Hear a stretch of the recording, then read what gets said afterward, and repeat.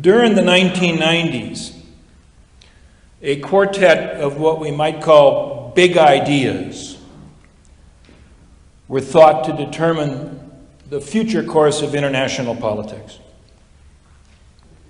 In the realm of ideology, the first of those big ideas was the end of history.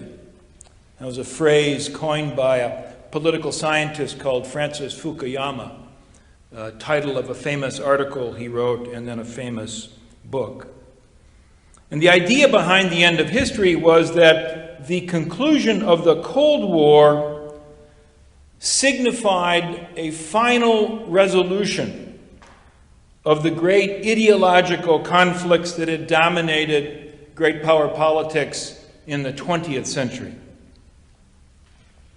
According to Fukuyama, all of the basic questions, the big questions, had now been settled once and for all.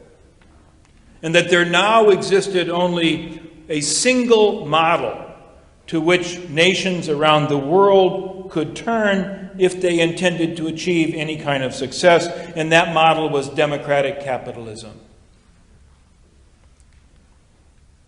In the realm of political economy, the second of the four big ideas was globalization.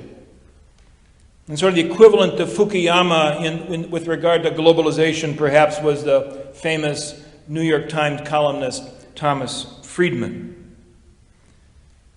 And globalization said that a process of economic integration and development was transforming human existence. That the world was now flat and fast and connected. And that one of the implications of globalization was really to bring an end to power politics. That to the extent that there would be any future competition in the political realm, it would be a competition that would focus on getting rich. And indeed, this was a competition that everybody could win. Globalization was going to make politics into a win-win proposition. Implied, but not necessarily spoken, was the notion that globalization also implied the universalization of a particular set of values, our values. That ultimately globalization really meant the Americanization of the entire world. The third of the four big ideas is the one that Tom already mentioned. And this is an idea that applied in the realm of statecraft or international relations. Indispensable nation. As Tom said, coined by Madeleine Albright back during the Clinton era, but also adopted by President Clinton himself. And according to this notion, according to the notion of the indispensable nation, the end of the 20th century found the United States having assumed a position of unique global leadership. And that this position of global leadership was one that in fact was conceded by all, at least in the near term.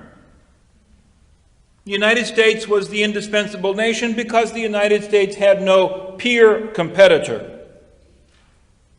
The United States in the 1990s had become the sole superpower. The fourth big idea was in the military realm. And this idea was called full spectrum dominance. And I can't identify a particular author of this idea, but what full spectrum dominance meant was that the end of the Cold War found the United States not simply in a position of leadership, but found the United States in possession of unmatched and unprecedented military capabilities. That thanks to full spectrum dominance, the United States had within reach, within its grasp, permanent military supremacy beyond challenge. And that here, in military supremacy, lay the real foundation of America's claim to being the indispensable nation. Well, what exactly was this notion of full-spectrum dominance, and where did the idea come from? Well, by the 1990s, remember we're here right in the immediate aftermath of the Cold War, and as I'll mention on a couple of occasions, also at the time of Operation Desert Storm, the first Persian Gulf War, 1991. By this time, national security experts, both soldiers and civilians, I would emphasize, had come to believe that technology, and especially information technology, was changing the very nature of war.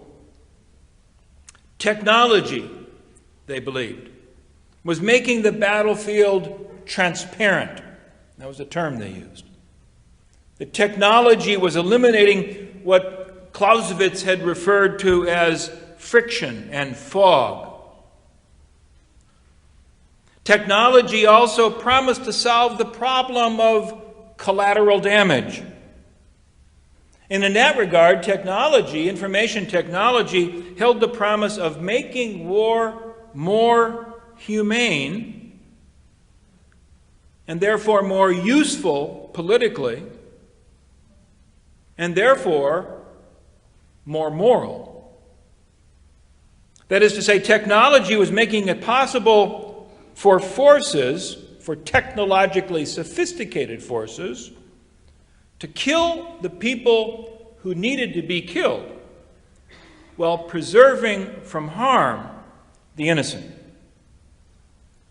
By extension, two other points applied to this notion of full-spectrum dominance. The first was that there really was no limit to this technologically driven change in warfare. And second, even more important, that of all the nations in the world that were positioned to exploit this new potential of warfare, the United States certainly was way out in front. That it was our technological capacity that was going to enable us to secure permanent military dominion. So, full-spectrum dominance was the end of history applied to war. Well, of these four big ideas of the 1990s, full-spectrum dominance was the least talked about, and yet I'd want to argue tonight to you all, turned out to be arguably the most important. Full-spectrum dominance underwrote the assumption that American supremacy in the realm of hard power would facilitate and guarantee the process of globalization and give weight to American claims to being the indispensable nation. Now, the people in the back are not going to be able to see this, but the people in the front will slightly. And this is the training aid I carry with me in all my talks.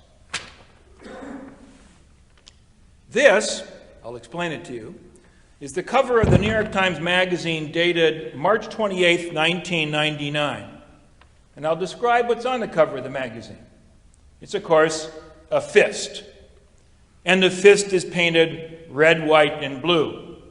And what some of you in the front can see in the bottom right, next to the fist, is the text, "What the world needs now." What you can't read is the smaller text right beneath it. What the world needs now. For globalism to work, America can't be afraid to act like the almighty superpower that it is.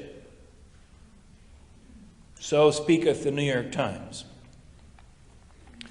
Matter of fact, if you took a look at the article inside this cover of the magazine written by Tom Friedman, it includes the following text, quote, "The hidden hand of the market," remember this is Friedman, the promoter of globalization, "the hidden hand of the market will never work without the hidden fist. McDonald's cannot flourish without McDonnell Douglas, the designer of the F-15. And the hidden fist that keeps the world safe for Silicon Valley's technologies is called the United States Army, Air Force, Navy, and Marine Corps."